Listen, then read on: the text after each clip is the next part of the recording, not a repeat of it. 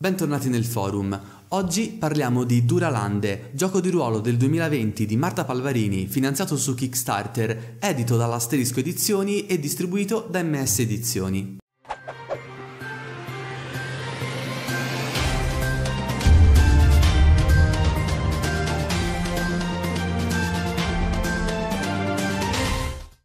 Ci è voluto un bel po' di tempo per preparare questa recensione, da un lato perché Duralande si compone di due ben nutriti manuali, uno per il regolamento e uno per l'ambientazione, dall'altro perché le tematiche che affronta sono piuttosto complesse e secondo me meritavano la giusta cura. Prima di tutto si tratta di un titolo cosiddetto ecopunk, ovvero in cui le tematiche ecologiche ed economiche rivestono un ruolo di primo piano. In più la componente punk, che come abbiamo visto nei video di Cyberpunk, dell'ingranaggio e di Spire, indicano quello spirito di ribellione verso un sistema percepito marcio, e devo dire che tutti questi titoli tra di loro hanno diversi elementi in comune. Ma troviamo anche il post-apocalittico, come vedremo nell'ambientazione tra poco, e il solarpunk, quel genere che immagina il futuro sostanzialmente composto di tecnologie ecosostenibili, quindi il contrario di una post-apocalisse. Altra cosa da sottolineare prima di cominciare è che questo titolo non è stato pubblicato con la classica formula del copyright, bensì con il copyleft.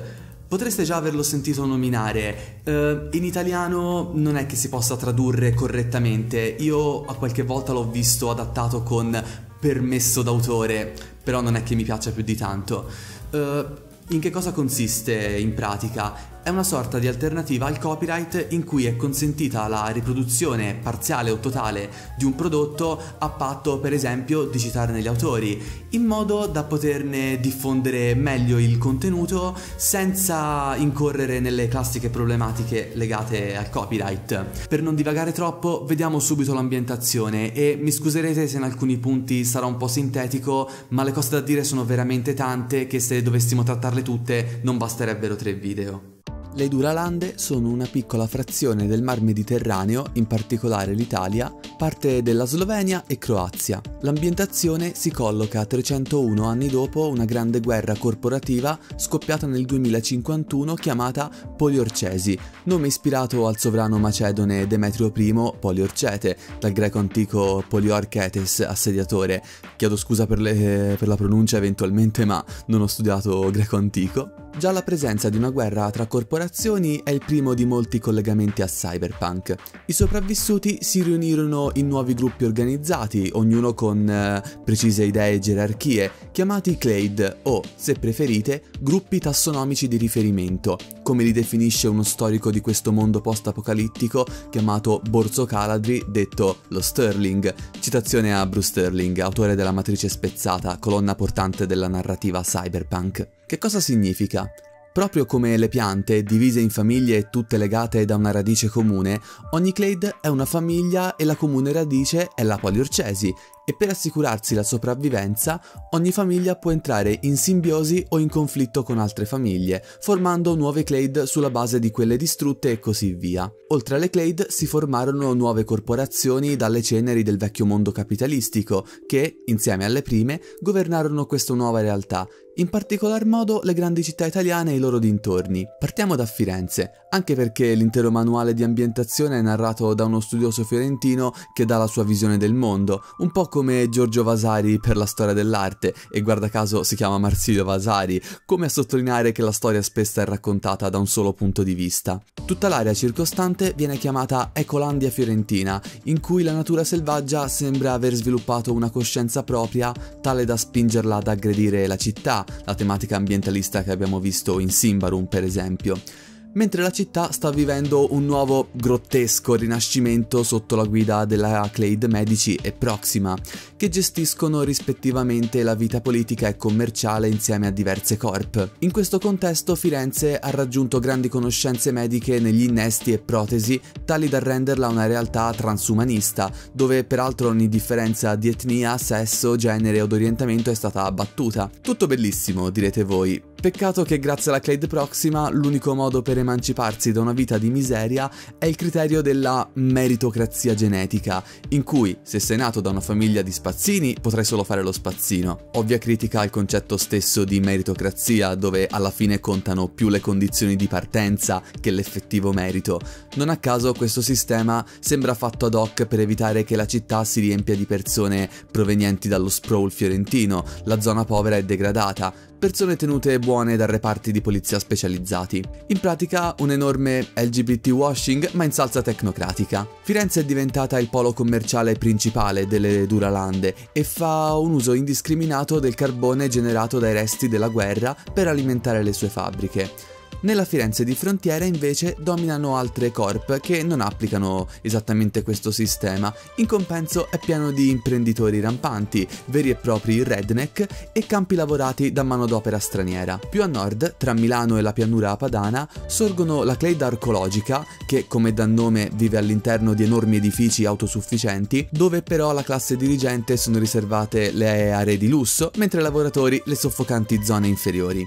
La Clade Ottieri, specializzata nei servizi di sicurezza e divisa in 3 caste che storpiano la Repubblica di Platone, la Clade Garta, una comunità autonoma anticorporativa situata in una città sotterranea alimentata da un antico reattore nucleare ed estremamente chiusa a nuovi membri, in cui tutti fanno ogni lavoro a rotazione, politica compresa. Ultima che cito, ma ce ne sarebbero altre, è la Clade White Collar, specializzata nel vendere o estorcere assicurazioni non senza una buona dose di razzismo e omofobia, come si confà al loro nome. Immancabili poi una serie di pericolose Clade predoniche. Le Clade alpine invece si distinguono per un forte senso identitario, xenofobia e organizzazione patriarcale, ci manca solo che cantino il va pensiero, oltre che un'ossessione per l'ecosostenibilità tale da fare il giro e impedirgli una qualunque forma di progresso, quasi in chiave primitivista. L'area croata-slovena prende il nome di Veljutria o Veljutria, chiedo scusa anche qui per eventualmente la pronuncia, dove da una parte troviamo l'autarchica e decadente Clade Lucente e dall'altra la Clade Pavan, detta anche decostruttori, ma di fatto predoni che campano rivendendo ogni cianfrusaglia che rimediano, cosa che li porta a scontrarsi di continuo con la Waste Recovery, una Clade teocratica devota al culto del drago meccanico, specializzati nella fusione dei metalli. Le confinanti Clade slave sono impegnate invece in un conflitto apparentemente senza fine, oltre a essersi ridotti allo stato semifeudale, con dinamiche molto simili al fenomeno di balcanizzazione della Jugoslavia, per l'appunto. Arriviamo a Venezia, vera e propria repubblica dei predoni, tanto che le varie Clade hanno formato un parlamento. Qui le cose comiche sono 2. La prima è che anche i gondolieri sono una Clade e si fanno pagare a peso d'oro per portarti in giro, e la seconda è che, considerando i costi medi di Venezia, il fatto che sia una città di predoni la dice lunga. I predoni sono discendenti delle masse di turisti rimasti nella città e hanno reso la laguna una palude instabile, oltre che basare la loro economia su razzie e gas metano, in una città facilmente infiammabile. In più molte Clade predoniche aderiscono alla cosiddetta ideologia cosplay, ovvero ognuna di queste ricalca lo stereotipo di un predone dell'epoca preorcetica e si comportano come tali, trascinandosi spesso dietro violenza e misoginia tipiche del loro riferimento. Non sono sicuro al 100% che si tratti di una critica al mondo dei cosplayer, ma considerando insulti e molestie avvenuti nei confronti di diverse cosplayer, la cosa, devo dire, mi ha messo abbastanza dubbio. La costa adriatica è dominata dall'omonima Clade, una comunità numericamente chiusa, ossessionata dalla pianificazione di ogni cosa, produttrice, tra le altre cose, di pannelli solari e con a disposizione una guardia marina per sorvegliare le acque. L'illusione di una burocrazia tecnocratica di tenere tutto sotto controllo, in sostanza. Il Vaticano è una grande wasteland devastata dalla poliorcesi. Furono loro infatti i primi a scagliare le armi contro Firenze e dare inizio alla guerra, citando gli scontri rinascimentali in questo modo tra Firenze e Roma. Solo la città del Vaticano è rimasta in piedi ed è un'enorme baraccopoli dove la chiesa e poche famiglie nobili spadroneggiano in una delirante teocrazia. Inquisizione e ordini religiosi cercano di diffondere e consolidare il potere della chiesa cattolica, le cui fila sono costantemente rifornite da secondogeniti delle famiglie nobili, critica un certo bigottismo cattolico dei ricchi che sostengono l'istituzione per pura convenienza. La caccia all'eretico è costante. I test per entrare negli ordini sono su basi abiliste e sessiste, Ostia e acqua santa sono due prodotti intrisi di oppiacei per tenere a bada la popolazione, letteralmente l'oppio dei popoli citato da Marx, e tra la gente comune sono presenti dei fanatici che vivono in funzione delle messe, chiamati Pontifex Boys, e non credo di dovervela spiegare questa. Passiamo a Napoli. Un'enorme sprawl comandata dalla Clade comunale, ufficialmente anticorporativa, ma sotto banco gestisce la città con la Clade antonica, riferimento ai rapporti Stato-mafia. Le varie Clade napoletane erano sempre in guerra tra di loro fino alla stipulazione di una tregua con il comune, e la più potente tra queste Clade, dopo il comune stesso, era proprio l'Antonica, divisa ora in 3 macrogruppi che si sono divisi la città. A fare da contraltare a queste potenze vi sono la Clade Officina 52, di ispirazione marxista ma purtroppo con al suo interno influenze staliniste, e la Clade Dégagé, veri e propri anarco-insurrezionalisti dediti a occupazioni, sabotaggi e varie forme di lotta armata, ma tra le loro fila non mancano nichilismo, forme di autoritarismo e violenza fine a se stessa. Puglia e Calabria invece sono dominate dalla Clade Rarama, discendenti di origine africana di coloro che vennero fatti schiavi dalle corp prima della Poliorcesi. Una comunità autosufficiente e anticorporativa, progressista negli ideali e molto avanti sia nel campo dell'energia eolica che dei sistemi difensivi ad alta tecnologia, comandati però da quella che è a tutti gli effetti una casta nobiliare quasi cavalleresca, detta i Jasiri, cioè i coraggiosi. Gli unici che hanno il modo di esplorare i pericolosi terreni circostanti. I Rarama sono all'opposto di Firenze in ogni aspetto, producono energia rinnovabile e cibo bio, a differenza di Firenze che produce solo OGM, e si oppongono a qualunque tentativo di ingerenze delle Clade fiorentine. Concludiamo l'ambientazione con Milano, o meglio, Expo. Sotto una grande cupola che li tiene separati dal resto del mondo, gli abitanti di Expo vivono in una fiera permanente, dove il sogno della piena automazione è stato distorto trasformando la città in una grande gabbia dorata. In teoria nessuno dovrebbe lavorare dal momento che la piena automazione e il suo algoritmo pensano a tutto, ma la verità è che chiunque non è altro che un ingranaggio del sistema che tiene viva la città, a seconda che si sia nati nella Clade Enea, la sicurezza, Morgana, i volontari medici, e Leonardo, detti anche gli start-upper, cioè coloro che studiano e controllano la piena automazione cercando di rinnovarla sempre con nuove idee, ma la verità è che le idee le hanno esaurite da tempo, con riferimento alle innumerevoli start-up che nascono ogni anno e che durano pochissimo. Gli unici ad opporsi a questo sistema sono i Solarpunk, o come vengono chiamati la Teppa Solare, che a Milano, ma anche in tutte le Duralande, come la Dégagé a Napoli, si radunano in gruppi anarchici per compiere azioni di sabotaggio. Quanta carne al fuoco, eh? Come avrete capito, Duralande vuole affrontare le diverse forme di capitalismo e i suoi rapporti di produzione di energia e materie prime, più tutte quelle varie sovrastrutture sociali che ne derivano, esasperandole come ogni buon genere cyberpunk per farci riflettere in merito. Tutto molto bello, penserete, ma giustamente a voi interessa il gioco di ruolo, quindi vediamo prima di tutto la creazione del personaggio. Avremo innanzitutto 2 metodi a nostra disposizione, quello background e quello rapido, a seconda che vogliate giocare o una one shot o una campagna più lunga. Tutto in generale ruota intorno alle etichette e qualcuno di voi potrebbe aver già capito come si utilizzano, ma lo rivediamo tra poco nel sistema. Il metodo background è diviso in diversi step. Prima di tutto, per simulare al meglio quella che possiamo definire la lotteria della vita, ovvero dove siamo nati, in che contesto, le nostre caratteristiche genetiche, eccetera eccetera, che se ci pensate sono fondamentali per le tematiche che questo gioco affronta, dovremo andare sul sito di Asterisco Edizioni per generare tutte le nostre etichette base, le informazioni base, tramite l'applicazione Duralande, che per l'appunto genererà automaticamente, randomicamente, tutte queste informazioni, clade di appartenenza compresa. So che questo potrebbe far storcere il naso a qualcuno di voi. Io personalmente lo trovo molto più immersivo considerando il tema del gioco, ma niente vi vieta di buildare a vostro piacimento. Successivamente tutti i giocatori dovranno estrarre una carta da gioco da un mazzo, una per ogni 2 anni di età del personaggio, per poter generare tutte quelle etichette del suo background, quindi in qualche modo andarne a riassumere il passato. In maniera simile incroceremo i passati dei nostri personaggi tra di loro. In quale modo? Sempre con le carte da gioco. Dovremo quindi, a seconda della carta e dell'indicazione che ci darà il manuale, intervenire nella storia del personaggio, partendo dal più anziano e andando giù in ordine di età. Sempre con le carte da gioco stabiliremo quali sono gli oggetti particolari posseduti dal nostro personaggio, che potrebbero anche essere di una certa rarità.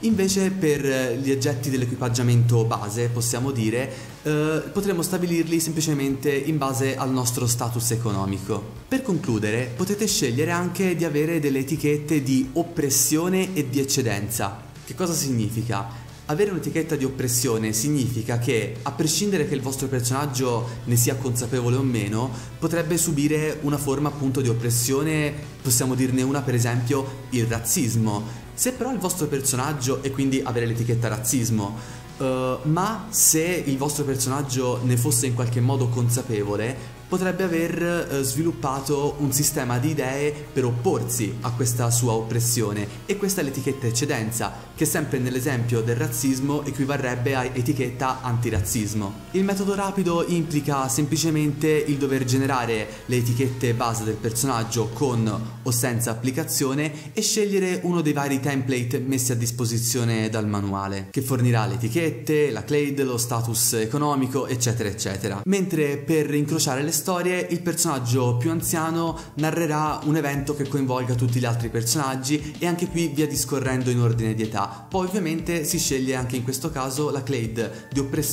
l'etichetta di oppressione o di eccedenza. Passiamo finalmente al sistema. Qualcuno di voi avrà già capito che si tratta di un Fate-like, data la presenza delle etichette, ma come il manuale stesso suggerisce, è possibile giocare a Duralande non solo col sistema di Fate, ma anche come PBTA. Il sistema proprio di questo gioco si chiama Plot System e funziona così. Quando vogliamo superare una prova o un conflitto, dichiariamo tutte le etichette utili a nostra disposizione e le sommiamo al risultato di un D6. E oltre alle nostre possiamo anche avvalerci delle etichette negative del nostro oppositore a nostro vantaggio, per esempio sfruttare una sua ferita o un qualunque altro impedimento. Lo stesso ovviamente potrà fare l'oppositore, e una volta tirati i dadi e sommate le etichette vince chi ha ottenuto un risultato più alto, con determinate conseguenze a seconda della differenza dei due risultati, che potranno essere per esempio etichette ferita, di svantaggio o situazionali. Similmente a Fate avremo diversi tipi di azioni e risultati. Una prova per esempio potrebbe implicare un successo ma con svantaggio, un successo ma con una ferita, eccetera eccetera. Le azioni a loro volta riguardano diversi tipi di attacco, aiutare alleati, agire su specifici oggetti, ricaricare l'arma e via discorrendo, con annesse reazioni, ovvero azioni gratuite in risposta. Sono stato molto sintetico, ma sappiate che il manuale esplora anche il combattimento sui veicoli e ci fornisce una lunga lista di etichette relative all'equipaggiamento, agli oggetti consumabili e a tutti i vari innesti di gusto cyberpunk che non possono mancare. Meccanica apprezzabile è quella del misunderstanding, ovvero che se compiamo prove di socialità dichiarando le nostre etichette di linguaggio, nel caso l'oppositore non parli il nostro stesso pidgin, cioè quella lingua semplificata nata dal miscuglio di lingue diverse, può generare etichette di svantaggio dato il fraintendimento, quali l'incapacità di capirsi, che se ci pensate è molto realistico come elemento. Considerazioni. Si tratta di un titolo che riesce, bene o male, a trattare tematiche molto complesse ma accompagnarle ad un sistema, tutto sommato, semplice da giocare e anche piacevole in realtà da provare. Non a caso si ispira a due filosofie di gioco come quella di Fate e The Powered by the Apocalypse, che aiutano a rendere completa l'esperienza di gioco in tutti gli aspetti che vuole affrontare Duralande come ambientazione e tematiche. La componente, possiamo dire, attivista di questo gioco viene fuori non solo nel manuale di ambientazione, ma anche nei vari approfondimenti contenuti nel manuale del regolamento. In più, il gioco, per adottare una formula il più inclusiva possibile, anziché dire il giocatore o il narratore, si rivolge a noi dicendo semplicemente chi narra e chi gioca. Per chi conosce Duralande, non dire questa cosa sarebbe un po' come ignorare l'elefante nella stanza. Semplicemente nell'introduzione viene fatta nelle prime pagine dell'introduzione viene fatto un uso parziale della Sheva. Ora, questo non però nel manuale completo, perché per ammissione stessi degli autori doverlo applicare all'intero manuale sarebbe stato alquanto complesso, Dal mio punto di vista una scelta tutto sommato corretta, che dimostra che l'uso di questa opzione se ne può appunto fare un utilizzo tutto sommato semplice e corretto. Oltre a tutti questi elementi è molto apprezzabile il fatto che nonostante tutti gli elementi tematici di questo gioco appartengano ad una matrice di sinistra, anche le fazioni più vicine a queste idee vengono esplorate in maniera molto approfondita, tirandone fuori anche alcuni aspetti più oscuri. Prima vi abbiamo citato le componenti staliniste dentro l'Officina 52 o quelle violente e nichiliste all'interno dei vari movimenti anarchici solarpunk. Dal momento che, secondo me, quando si vive in un mondo complesso che ci spinge a fare scelte difficili, non è che si possano trovare dei buoni da fumetto o da fiction. Il modo in cui creiamo il personaggio devo dire che è coerente con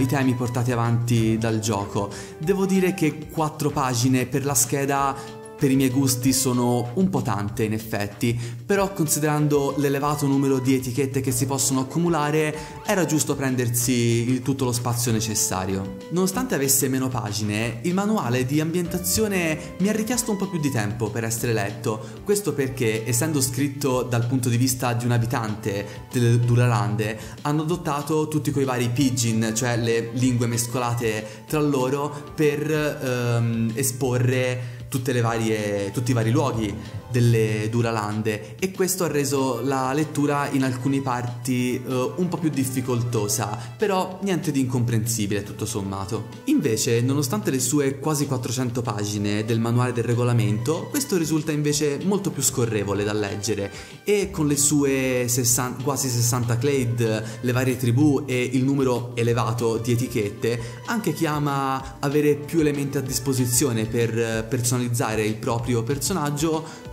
secondo me rimarrà soddisfatto. Vi segnalo che oltre a poterlo provare con Fate e con un sistema PBTA, sul sito di Fumble GDR potete trovare un modulo per poterlo giocare anche con Not the End, in particolare nella Milano di Expo. E essendo Not the End appunto fortemente ispirato anche a Fate, devo dire secondo me si sposa molto bene col sistema delle etichette, quindi se volete provarlo anche in questo modo sapete dove cercarlo. Io vi lascio anche il link qui sotto in descrizione. Con questo è tutto, io voglio ringraziare il nostro tribuno Andrea Biasone che ha reso possibile la recensione di Duralande. Se il gioco vi interessa io vi lascio appunto qui sotto in descrizione tutti i link per reperirlo, e in più se questo video vi è piaciuto io come al solito vi invito a iscrivervi al canale, di condividere questo video e passare se volete sulla nostra pagina Facebook, di seguirci su Instagram, e se volete fare qualche chiacchiera più in tempo reale con noi sul mondo del gioco di ruolo vi invito anche a unirvi al nostro gruppo Telegram.